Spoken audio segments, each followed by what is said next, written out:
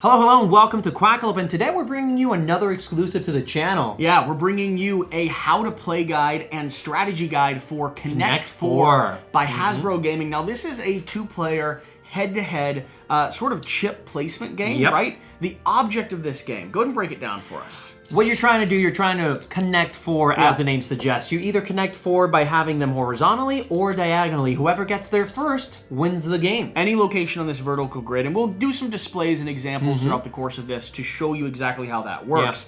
Now, one thing we want to let you know if you're brand new to the channel, first off, hit that subscribe button down below. For sure. We have a lot of exclusive stuff coming. On Quackalope, we produce the highest quality gameplay reviews, unboxings, documentary videos, a whole mix of stuff, all for you fans of the board gaming and kind of tabletopping community. Along with that, today specifically, we have some of the biggest names coming to the channel. Crazy. Ever. One in particular that's launching at 5 p.m. tonight. We're doing a premiere of what is potentially our biggest video to date. Yeah. I personally am super excited for it. Oh yeah, me too. It's gonna be amazing. Hit that subscribe button, hit that bell button, 5 p.m. tonight. I expect to see you there. Don't miss it. Let's go ahead and dive into Connect 4. Now, the object of the game, the base object's fairly straightforward. It seems like a simple game on the surface, But right? it really isn't. You're gonna be you're gonna be dropping pieces, slowly trying to create a connection of 4, blocking your opponent along the way, and trying to either get a horizontal or diagonal line. So we'll continue playing here until one of us has secured a position. Now see, here I have a Connect 3, but that's not quite what I need to actually secure a victory.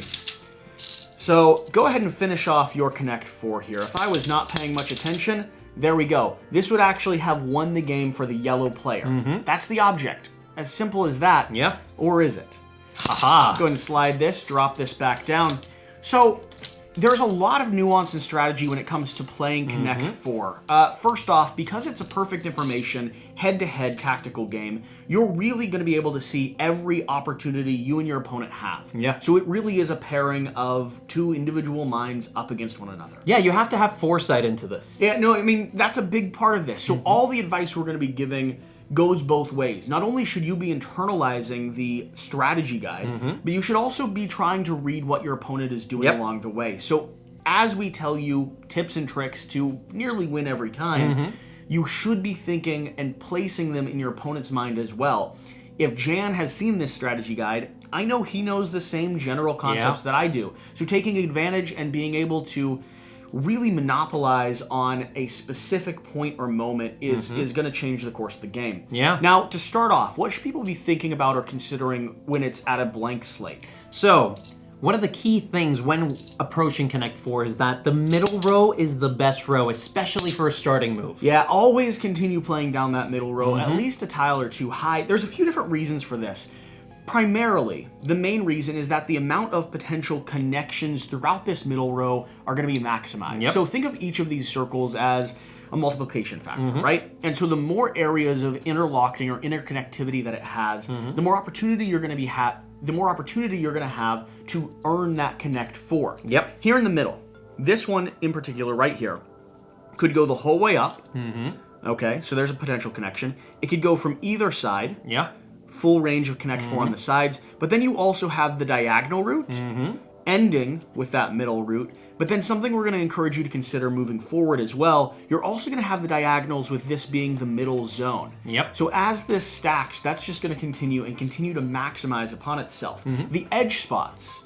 Yeah, so the edge spots are a little bit tricky. So let's say that we started off the game by going into that middle column. We're trying to capitalize on that, and then suddenly our opponent decided to go to those side spots. That is a bad move. That's going to be a major mistake that you're actually going to want to take advantage of, right? Yeah. Those edge spots, like I was saying, think of these circles as multiplication factors. Yep. They're going to have a lot less interconnectivity than any other location on the board. So these edge spots should really only be utilized towards the back end of the game or when you're making a very specific strategic move. To try and distract your opponent, for example. Yeah. So one of the elements that we want to touch on is going to be a concept called traps in Connect 4. That's when these edge spots can come into play. Let's go ahead and open this up and set up a few traps. Let's start with a very simple set of 3. So sequence of 3 traps. So if you want to go ahead and play down, and I'll play as if I was blocking you across the top here, right? So I've played 2, you've played all 3, and for some reason I let you have all 3 bottom middle zones. This trap can, however, exist anywhere on the board. Please remember that our displays, so that we're not click-clacking too much, exactly, are mostly going to be down on the bottom. Here's the thing.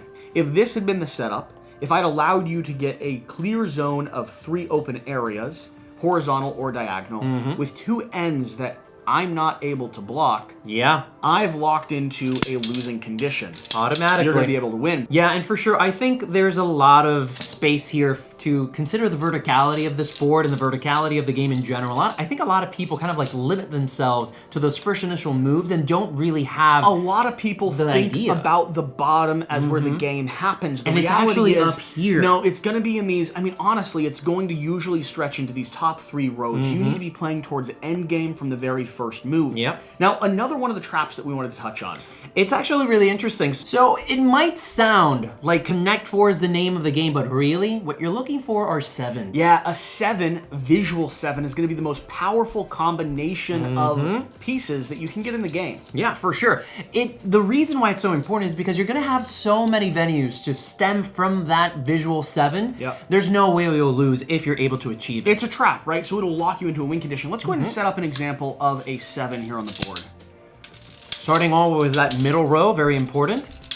And so now we're working towards this. So first off, Jesse, go ahead and place this. Let's suppose that you're not paying any attention to what I'm doing. Well, I can block you right there. But I'm already working towards my goal. You are. So you're trying to build up a visual 7 here, right? So that's going to be key. Now, I could have placed down in a few other locations. Now, here's the key. Here's what you're looking for. Across the front, you can see 1, 2, 3, and then 1, 2, 3 down. That's going to be a visual 7. Literally, the letter 7. Exactly. Here's the interesting part. As you start building up this column here, you're going to have a no holds barred win condition right in these 2 locations. Let's explain how that works. So if everyone is watching, remember Connect 4 is the object of the game. You have a diagonal Connect 4 in that location and a horizontal Connect 4. And you also have another one right here. Now, that one is more of a distracting element than anything, because here's the next move you should make. Drop 1 piece down there to start scaring me. And I might close. See you working up. I've got to block you there. Oh, but I'm sorry, buddy. I wasn't really ever aiming for that. Well, it's true, because now I'm starting to freak out because you've got a win condition here, so I might pop in to block you. But unfortunately, I had the game from the very beginning. There was not an opportunity for me to block or avoid that sequence of events. Literally, while this is Connect 4, like you said, Connect 7s is going to be the most powerful sequence. So as you're building out this grid, always be looking for that sequence of 3 horizontal and 3 diagonal 7 sequences, right? That, again, can happen anywhere across this board. However, the 7 is going to be the most powerful when connected to the ground floor. For sure. The reason being is that layered stacking, that 1, 2, 3, is going to be utilized the best when you can drive the conversation. And keep in mind that this 7 is not necessarily limited to being a direct 7 like this. You can also start rotating the 7 across the board visually and around this grid to try and take advantage of any venue possible. So for example, right here, we could start building another, if we didn't have that 7, another potential 7, just building off of that. So there's a lot of opportunity here for a lot of strategic play. Yeah, 7's one of the most compelling numbers in this game. Now, let's go ahead and open this up again, because I would like to point out something that I think is a strength in this game for advanced players. When it comes to Connect 4, a lot of people mentally or visually consider things in direct lines, right? I'm always trying to add the last in a sequence of 4. So if I place down 3 here, I'll want them all connected there because I want to be adding 1 here or 1 over here. It's not actually the best way to play this game. You can really put your opponent back on their heels by thinking about pairs and middles, right? So as we're building up a grid, let's go ahead and start just growing this up. Let's drop a few things down. So I might just start building up here. Not quite sure what we're doing. We're just going back and forth a little bit. You kind of blocked me there. Wait, give me a second. What are you trying to... I was just making middles. I was trying to make a middle. Okay, middle, then... Okay, there we go. So here?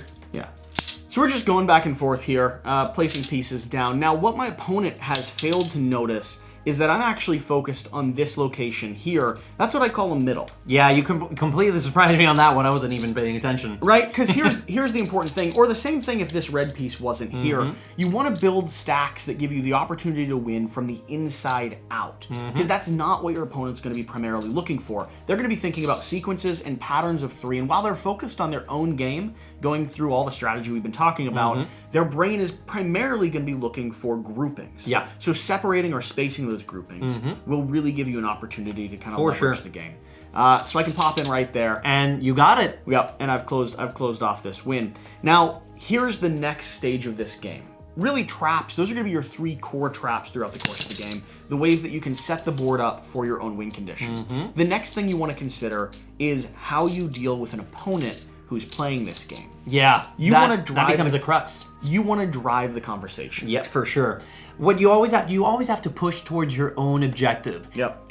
Remember, this is a game all about prediction and foresight. So if you know you want that middle row, make sure that you start capitalizing 100%. On that center. If you know you want to go for a 7, make sure that you're making moves that help you towards that goal. You're always trying to force your opponent into what you want to do. Well, and you cannot forget about the fact that your opponent is going to have a similar goal. So here's some of the strategies to dissuade or distract your opponent. First off, drive the conversation by building towers. If you don't have a direct thing that you're trying to do, that's going to force your opponent to waste an action or waste a turn blocking you while you're setting yourself up for a potential 7 moving forward, depending on where they play, right? Always be leveraging what they've done and trying to stack yourself on top of it instead of letting them get the high ground. It's all about misdirection. It's all about misdirection. The next thing you're going to want to pay attention to, whenever your opponent has a sequence of 2 happening, that means they're opening the door for a potential chain, right? Yeah. They're about 1 move away from being to the victory condition. Always try to start blocking them, still being strategic, but always start trying to block them at move 3. Now, your play there was actually not the strongest play in this scenario. The middle play here, if that had been left open, would have been the best location for you to play down. One thing I wanted to point out, since... Well, hey, we're trying to teach them. That was the point. I'm just pointing that out so that people in the audience don't get confused. Remember, these side areas without a purpose are going to be our weakest points of play. The middle is the most important. So take advantage of your opponent playing there. If they leave the middle open, or if they start driving the conversation to the side, you may want to lean into that, right? Leverage that to build a 7 or chain a 3 or find some openings where you don't think they're going to be placing gaps down and you can fill a hole in the middle. And another thing that I'd like to bring to your attention is that every move has a duality to it. You're not just blocking your opponent, you're also trying to move towards your own goals. So whenever you place down a chip, make sure that you are advancing your own strategy. For example, me placing that down is me working towards a 7. And that's what you always have to do. No matter if you're just blocking, always try to block with purpose. Yeah, that's the whole point of building this tower, to get your opponent to block with a meaningless chip. As long as you're being purposeful with your blocks and not allowing them to take advantage of that. For instance, building up this stack here forced you to go there. Yep. But if I was building up a stack of 2 and you'd started blocking me on the round of 2, you'd be in a much better position to leverage your position instead of it being the whole way 4 high, because this isn't going to come into play until mid-game's been resolved. That's really, really important to keep in the back of your mind. One other last tip that we want to kind of touch into here is going to be what happens if an opponent has started building up in the middle before you, right? And how do you combat that, right? Well, and let's say that you know the concept of the game. So you've started building up that middle zone. Maybe I play 1 there as well, but you're really leaning heavy into it. Divide this grid into a section of quarters and start playing or leaning into 1/2 of the grid to start with, right? Keep your chips contained to one side so that you control the playing field and have more possibilities of connections. Your opponent may not allow you to do this permanently, but you will be in a better position if you're really taking advantage here. Now, see, if I placed there, I would have been giving you an opportunity for a connect of 3. That might not have come into play immediately, but I always want to avoid you getting the advantage. And so the thing with this is that you're also trying to work towards that upper row. And that's what I'm looking at, right? So I get to place down here. I can work towards that upper row. Now, I don't have the advantage there. I probably should have leveraged this location However, to create a open area. You do have the opportunity later on to catch me by surprise. Yeah, I can entirely drive that conversation. So that's one thing to keep in mind. If you divide up into a quarter and then a half, you can actually lean into your playing field and be a little bit more specific with your strategy. Yeah, and it actually makes it that actually makes it much more manageable because you're just focusing on a smaller part of a larger grid, right? Yep. So this can be a be a lot good to strategy. take in. If you're looking at the field as a whole, this can be a lot to take in when you first sit down. For sure. So this is a way of approaching the game in the quarters and in the ways that you think are going to be a little bit easier for you. Yeah. I think that does it for our general strategy guide when it comes to Connect 4. Yeah. Thank you for joining us. Let's go ahead and swing into a quick gameplay to show people how this actually operates. Okay, so we're going to put our own words into practice, huh? Oh. I'm very bad at that, following my own advice. Let's see what we can do. So who's first? I don't know. You wanna do a random shuffle? Yeah. Let's go ahead. Mix these up in the back. Normally, the loser of the last game would go first. They'd get the advantage. So you. Or they... Okay. Oh, go. Pull one of those. You're going to be going first. Well, you get the lead, so you can go first or you can go second, whatever you pick. And actually having the lead in this particular game is very important. Or it could be, depending on how you leverage As it. long as you're leaning into this middle section, I don't think having the lead is going to be as crucial as it seems, right? So you're really leaning into that middle zone here. Hey, I'm following our advice. That's true, and I'm going to go ahead and move over to the edge. My thought process is I really don't want to give you... Now, if you drive a tower of 4, right? That's the trick you're going for. Maybe. You'd make a worthless chip up top here. So I'm going to go ahead and start blocking you at your tower of 2. Make that middle a little bit more ineffective. And you're setting up a nice diagonal there. Am I? You are, because what I'm paying attention to is you actually have your middle filled, but you've got 2 open ends there that you could start closing in on. Now, if I go there, I'm blocking you, but I don't know if I'm entirely worried about that sequence 3. So let's pop in right there. Okay, you don't have a win condition yet, and I'm actually got the same sequence just opposite of you at the moment. Yeah, I saw. Interesting. And we're both not set up for a very good 7 at the moment. No, we're not. You just blocked my 7. I did.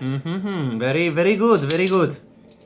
Interesting. This game really gets aggressively crunchy once Oh you yeah, start, very cerebral. once you start digging into it.